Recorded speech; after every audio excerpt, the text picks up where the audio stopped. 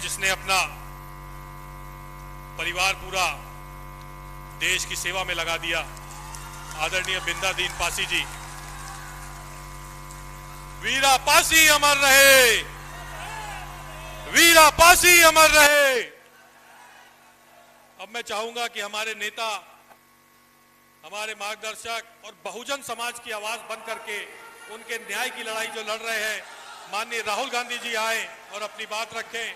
Rahul Gandhi Congress party, Avinash Pandey ji, Congress party, Ajay Rai ji, Aradhana Mishra ji, KL Sharma ji, Rajendra Pal Gautam ji, stage पे Congress party के वरिष्ठ नेता, भाइयों और बहनों, भैया शांत हो जाइए। भाइयों और बहनों, आप सबका बहुत बहुत स्वागत। गर्मी में आप आए,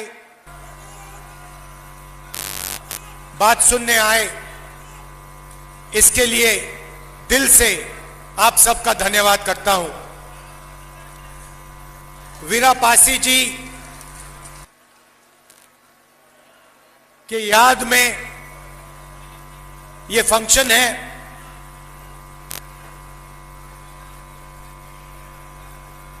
उनकी जो लड़ाई थी, उनका जो त्याग था, उसको याद कर रहे हैं हम आज। मगर जब मैं भाषण सुन रहा था तो मैं सोच रहा था कि हां, हम पासी जी की याद करते हैं, अंबेडकर जी की याद करते हैं, मगर जो विचारधारा अंबेडकर जी की थी, वीरा पासी जी की थी, उसकी रक्षा ठीक से नहीं करते। हमारे सामने, आंखों के सामने संविधान पर आक्रमण हो रहा है। संविधान कोई मामूली किताब नहीं है। कॉपी देना संविधान की है, लाओ। यह कोई मामूली किताब नहीं है। यह मत सोचिए कि ये जो किताब है यह मामूली चीज है। यह मत सोचिए कि यह किताब आजादी के बाद लिखी गई थी। इस किताब में एक विचारधारा है, वो अंबेडकर जी के खून में थी, वीरा पासी जी के खून में थी, महात्मा गांधी जी के खून में थी। और हर प्रदेश में आपको कोई ना कोई व्यक्ति मिलेगा जो इस किताब के लिए लड़ा था और मरा था। केरल में नारायण गुरु जी, कर्नाटक में बसवना जी, बुद्ध भगवान, गुरु नानक, कबीर, इन सब की आवाज इस संविधान में है। हम बड़े बड़े फंक्शन करते हैं, फोटो के सामने हाथ जोड़ देते हैं, मूर्ति के सामने मत्था टेक देते हैं, मगर जब हमारे आंखों के सामने वीरा पासी जी की विचारधारा का अपमान किया जा रहा है, उसके चित्रे चित्रे उड़ाए जा रहे हैं, तो फिर हम चुप हो जाते हैं। अंबेडकर जी की बात होती है, हाथ जोड़े जाते हैं, मगर जब अंबेडकर जी के संविधान पर आरएसएस खुलकर आक्रमण करता है, फाड़ के फेंक देता है,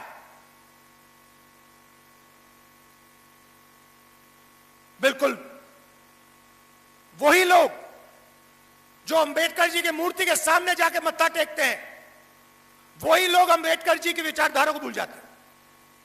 वही लोग अंबेडकर जी की विचारधारा की रक्षा नहीं करते। यही कमी है।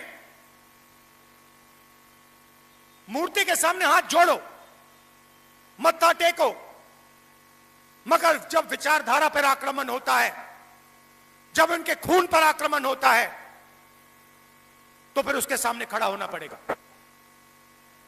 और यह आक्रमण सिर्फ संविधान पे नहीं हो रहा है, क्योंकि संविधान क्या कहता है? वीरा पासी जी ने क्या कहा, अंबेडकर जी ने क्या कहा? एक ही चीज कही थी, हिंदुस्तान में हर व्यक्ति को अभ्यास का सही फल मिलना चाहिए। हर व्यक्ति एक समान है, और अगर यह देश है तो यह सबका देश है, किसी एक जात का नहीं है, किसी एक व्यक्ति का नहीं है, किसी एक अरबपति का नहीं है, किसी एक संगठन का नहीं है, हिंदुस्तान के हर नागरिक का है। नहीं, आप ताली बजा रहे हो, ताली बजा रहे हो, मगर जब आपके सामने, मुंह के सामने इस संविधान को फाड़कर आरएसएस के लोग फेंकते हैं, तो फिर आप चुप हो जाते हो। मैं आपसे ये कहना चाहता हूं, इसमें आपकी आवाज है, ये आपका खून है, और इसकी रक्षा करना, इसको बचाना आपका फर्ज बनता है, आपकी जिम्मेदारी है। नरेंद्र मोदी आपसे कहते हैं कि विदेश मत जाओ, आपसे कहते हैं सोना मत खरीदो, आपसे कहते हैं इलेक्ट्रिक गाड़ी खरीदो। आने वाले समय में किसान के पास खाद नहीं होगा।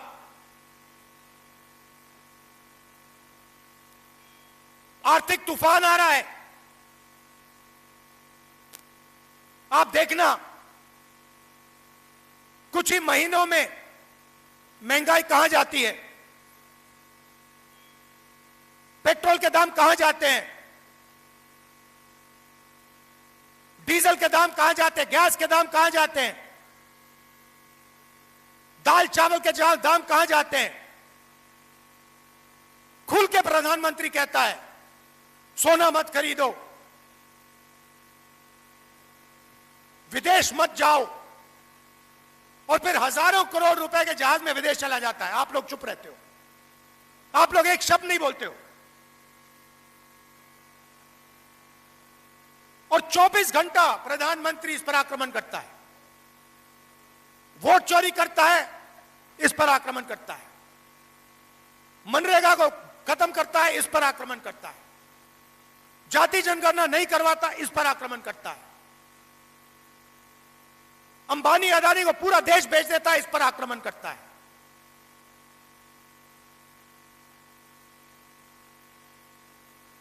तो मेरा कहना है, हम अगर अंबेडकर जी की बात करें, अगर हम वीरा पासी जी की बात करें और उनकी मूर्ति के सामने हम हाथ जोड़ें, तो फिर हमारी जिम्मेदारी है कि उनकी विचारधारा की हम रक्षा करें। इसके बिना हाथ जोड़ने का कोई मतलब ही नहीं है। आप सोचिए, अगर अंबेडकर जी यहां बैठे होते और आप उनके सामने हाथ जोड़ते, उनके नारे लगाते, और फिर एकदम बाहर जाके अंग्रेजों के साथ मिल जाते, उनकी विचारधारा के खिलाफ खड़े हो जाते, या उनकी विचारधारा की रक्षा नहीं करते, तो अंबेडकर जी, वीरा पासी जी क्या कहते?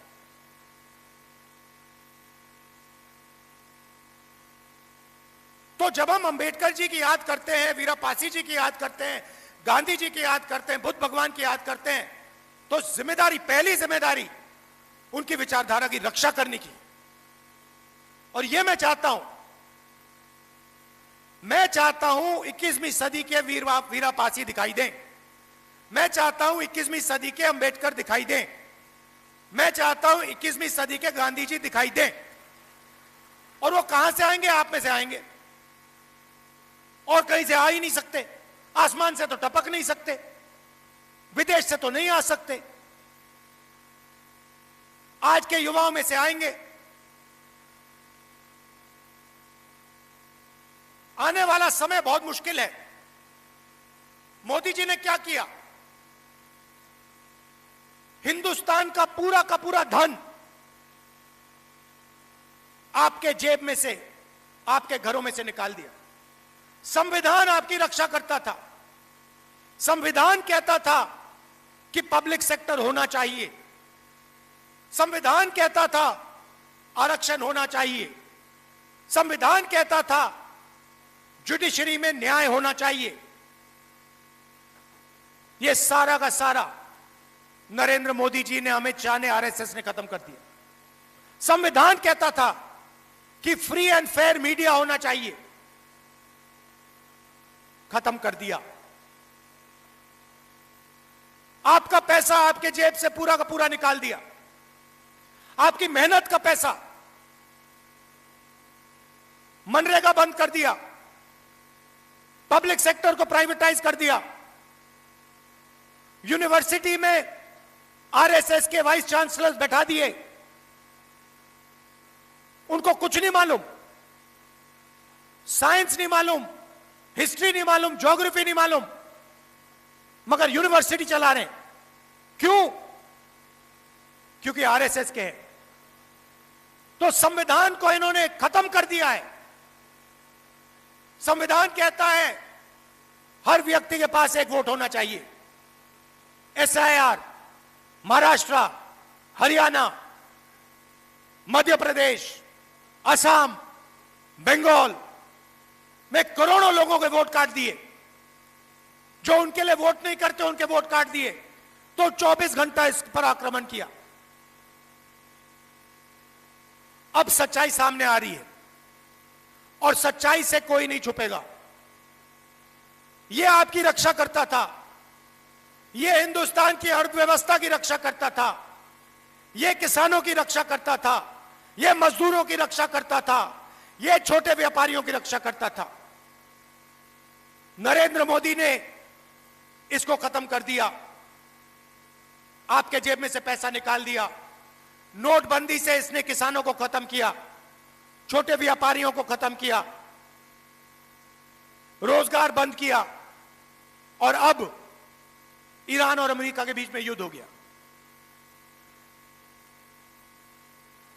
अभी आपको बात समझ नहीं आई कि हुआ क्या है। आप सोच रहे हो कि अमेरिका और ईरान के बीच में युद्ध है तो क्या हुआ, वो लड़ रहे, हमारा क्या लेना देना। भाई और बहनों, ये पहले आपकी रक्षा करता था, ये गायब हो गया है। अब आर्थिक तूफान आने वाला है। क्यों?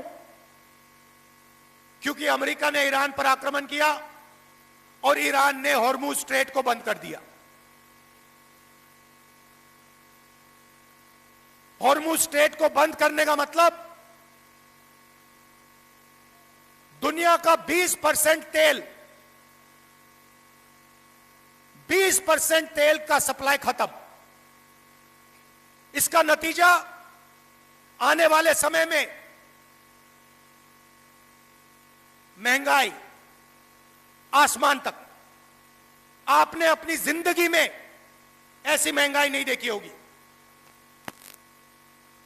फिर से दोहराता हूं, जो आने वाला है 3-4 महीने में, ऐसी महंगाई आपने अपनी जिंदगी में नहीं देखी होगी। दूसरी चीज, खाद, किसानों को खाद नहीं मिलने वाला है। तीसरी चीज, गैस, गैस का सप्लाई खत्म होने जा रहा है। केरोसिन, सारा का सारा बंद होने जा रहा है। और जो आपकी रक्षा करता था, इसको फाड़ के नरेंद्र मोदी ने फेंक दिया है। तो अब आर्थिक तूफान का नतीजा अंबानी अदानी को नहीं लगने वाला। वो अपने महलों में बैठे रहेंगे। अब सीधा का सीधा आर्थिक तूफान आपके घर में आ रहा है। क्यों? क्योंकि नरेंद्र मोदी ने इसको खत्म किया और जो आपको रक्षा करता था उसको उन्होंने हटा दिया। अब पूरा का पूरा झटका किसानों को लगने वाला है, युवाओं को लगने वाला है, मजदूरों को लगने वाला है, माताओं बहनों को लगने वाला है। और नरेंद्र मोदी क्या कहता है? कहता है विदेश मत जाओ, और फिर अपने जहाज पे उड़ के विदेश चला जाता है। भाइयों और बहनों, नरेंद्र मोदी ने हिंदुस्तान के आर्थिक सिस्टम को बेच दिया है। फिर से बोलता हूं, नरेंद्र मोदी ने हिंदुस्तान के आर्थिक सिस्टम को बेच दिया है। उसने अदानी को, अंबानी को और अमेरिका को हिंदुस्तान का आर्थिक सिस्टम पकड़ा दिया है। अब आर्थिक तूफान आ रहा है और नरेंद्र मोदी और हिंदुस्तान की सरकार आपको नहीं बचा पाएगी। देखना, 2-3 महीने में आपको पता लग जाएगा कैसा जबरदस्त झटका लगने वाला है। और आप याद रखना, नरेंद्र मोदी कहेगा, आपसे कहेगा, रोएगा, जैसे कोविड के समय रोया था, जैसे नोटबंदी के समय रोया था, रोएगा और कहेगा मेरी गलती नहीं है। और मैं आपको बता रहा हूं कि गलती सिर्फ नरेंद्र मोदी, अमित शाह और आरएसएस की है, क्योंकि इन्होंने इसको खत्म किया है। देख लेना, 1 महीने के अंदर टीवी पे आएगा नरेंद्र मोदी, रोएगा, हाथ जोड़ेगा, जैसे नोटबंदी में कहा था मुझे लटका देना फांसी से। नोटबंदी उसने की, आपसे पैसा उसने छीना, आपके घर से पैसा उसने छीना, और फिर आके हाथ जोड़ दिए और कहा कि मुझे लटका देना फांसी पे अगर काला धन नहीं खत्म हुआ। काला धन खत्म हुआ। उसके बाद कोविड के समय वही बात की, मजदूरों को मरवा दिया, घर भेज दिया, लॉकडाउन कर दिया और अरबपतियों का लाखों करोड़ रुपए कर्जा माफ कर दिया। और फिर से करने वाला है। चुनाव से पहले कहा कि पेट्रोल की कोई कमी नहीं है, गैस की कोई कमी नहीं है, पेट्रोल के दाम नहीं बढ़ेंगे। और आज जब पेट्रोल के दाम बढ़ रहे हैं तो अंबानी पेट्रोल हिंदुस्तान के बाहर भेज रहा है। अंबानी रूस से पेट्रोल खरीदता है और बाहर बेचता है। और अंबानी नरेंद्र मोदी की फंडिंग उस पेट्रोल के पैसे से करता है। यह सच्चाई है। रास्ता क्लियर है, रास्ता दिखाया गया है। पहले अंबेडकर जी का रास्ता है, नेहरू जी का रास्ता है, गांधी जी का रास्ता है, वीरापासी जी का रास्ता है, बुद्ध भगवान का रास्ता है, नारायण गुरु, बसवना, ये सब, इन सब लोगों ने रास्ता दिखाया है।